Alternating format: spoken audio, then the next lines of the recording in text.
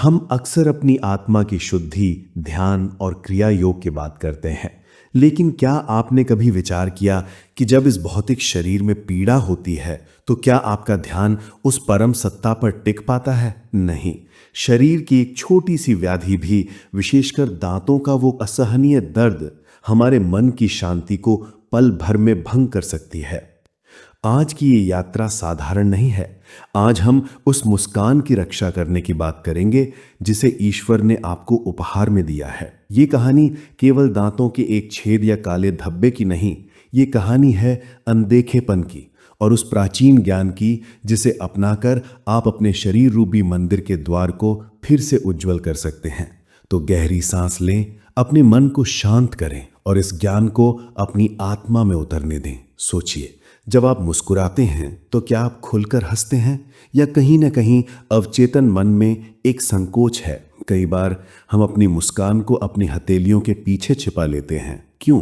क्योंकि हमें लगता है कि हमारे शरीर के किसी हिस्से में कोई कमी आ गई है। दांतों की समस्या, वो काला धब्बा, वो सड़न, वो खोखलापन सिर्फ एक शारीरिक बीमारी नहीं है। ये हमारे आत्मविश्वास, हमारी सेल्फ इमेज पर लगा एक ग्रहण है। शास्त्र कहते हैं कि जैसे एक छोटा सा छिद्र एक विशाल नाव को डुबो सकता है, वैसे ही एक छोटी सी बुरी आदत हमारे स्वास्थ्य को नष्ट कर सकती है। शुरुआत में ये बहुत सूक्ष्म होता है। एक छोटा सा काला धब्बा, हम सोचते हैं, अरे ये तो बस खाने का दाग है। हम उसे अनदेखा कर देते हैं। ये अज्ञानता ही तो हमारे दुखों का मूल कारण है। जैसे मन में आया एक नकारात्मक विचार, यदि समय रहते ना रोका जाए तो वो अवसाद बन जाता है। ठीक वैसे ही दांतों के बीच फंसा वो सूक्ष्म अन्न का कण, यदि साफ ना किया जाए तो वो सड़न का रूप ले लेता है। और फिर एक दिन जब आप कुछ मीठा खाते हैं या ठंडे पानी का घूंट भरते हैं तो अचानक एक तीखी चुभन होती है। वो दर्द सिर्फ दांत में नहीं होता, वो आपके पूरे तंत्रिका तंत्र को झकझोर देता है। आपकी शांति, आपका ध्यान सब बिखर जाता है। लेकिन प्रिय दर्शकों, ये विध्वंस एक रात में नहीं हुआ। ये समय की एक लंबी यात्रा है। योग में हम कर्म के सिद्धांत को समझते हैं। हर क्रिया का एक परिणाम होता है। दांतों का ये क्षय भी हमारे कर्मों का ही फल है, यानी हमारी आदतों का। हम भोजन करते हैं, तृप्त होते हैं और सो जाते हैं।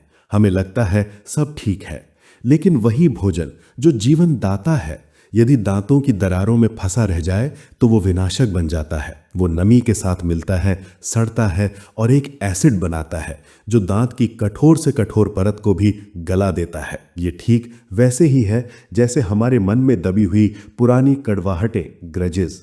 अगर हम रोज रात को सोने से पहले अपने मन को माफ करके और साफ करके नहीं सोते, तो वो विचार अंदर ही अंदर हमें खोखला करते रहते हैं। दांत की सड़न उस आंतरिक खोखलेपन का ही एक भौतिक प्रतीक है।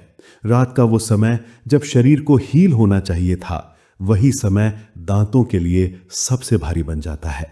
क्या इसका कोई उपाय है? क्या हम इस चक्र को तोड़ सकते हैं? हाँ, उपाय है। और ये उपाय किसी रसायनशाला से नहीं, बल्कि प्रकृति, मदर नेचर की गोद से आता है। हमारे ऋषियों ने, हमारे पूर्वजों ने हजारों साल पहले इस रहस्य को जान लिया था। उन्होंने समझा था कि शरीर में स्वयं को ठीक करने की अद्भुत क्षमता है। बस उसे सही वातावरण और सही ईंधन की आवश्यकता है। कल्पना कीजिए, एक ऐसी साधारण सी चीज जिसे खाने के बाद सिर्फ एक बार चबा लेने से आपके दांत फिर से पुनर्जीवित होने लगते हैं। ये कोई जादू टोना नहीं है, ये शुद्ध विज्ञान और आध्यात्म का मिलन है। वो रहस्यमय औषधि क्या है? वो है सौंफ, यानी फेनल सीड्स। शायद आप चौंक गए होंगे।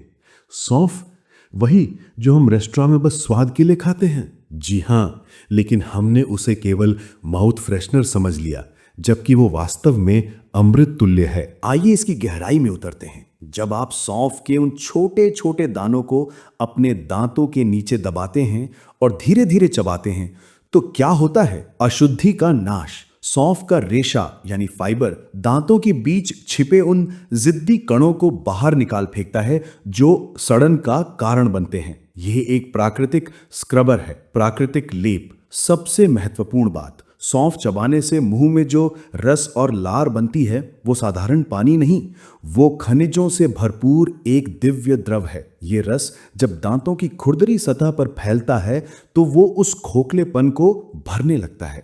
ये दांत की ऊपरी परत यानी इनेमल को फिर से रीमिनरलाइज करता है, यानी उसे फिर से पत्थर जैसा कठोर बना देता है। ये ठीक वैसा ही है जैसे भक्ति और नाम जाप का रस हमारे घायल मन को भर देता है और उसे फिर से मजबूत बना देता है। सौंफ का वो रस दांतों के घावों के लिए मरहम बन जाता है। लेकिन सावधान रहें, ज्ञान होना ही पर्याप्त नहीं है, क्रिया का सही होना आवश्यक है। जैसे गलत तरीके से किया गया प्राणायाम हानि पहुंचा सकता है, वैसे ही इस औषधि का भी एक नियम है। पहला नियम, धैर्य। खाना खाने के तुरंत बाद इसे ना लें। भोजन के बाद हमारी जठराग्नि प्रज्वलित होती है, 5 से 10 मिनट रुकें, अपने शरीर को स्थिर होने दें। दूसरा नियम, मात्रा और भाव।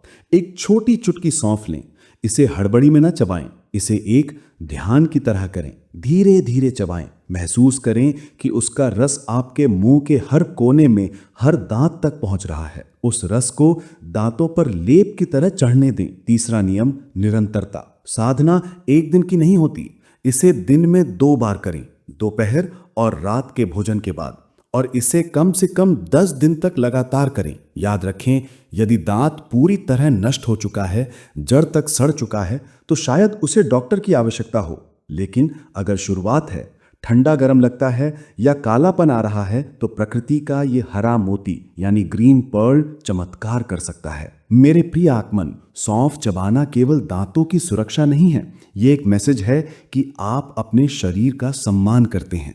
जब आप अपने शरीर का ध्यान रखते हैं तो आप उस वाहन का ध्यान रख रहे होते हैं जो आपको इस भवसागर से पार ले जाएगा। आज से ही इस छोटे से बदलाव को अपने जीवन में लाएं। उस खोखलेपन को, उस दर्द को और उस कालेपन को अपने जीवन से विदा करें। योगानंद जी कहते थे कि इच्छा शक्ति से आप अपने शरीर के परमाणुओं को बदल सकते हैं। अपनी इच्छा शक्ति जगाएं, प्रकृति के इस उपहार को स्वीकार करें और देखें कि कैसे आपकी मुस्कान फिर से दैवीय चमक के साथ लौट आती है। आपकी मुस्कान केवल होंठों का खिंचाव नहीं है, वो आपकी आत्मा का संगीत है। इसे कभी मौन न होने दें। इस ज्ञान को अपने तक ही सीमित न रखें, इसे उन सभी के साथ साझा करें जिनकी आप परवाह करते हैं। स्वस्थ रहें, प्रसन्न रहें और अपनी आंतरिक ज्योति को प्रज्वलित रखें। आप सुन रहे थे सोल शक्ति। ईश्वर आपका कल्याण करे। प्रणाम।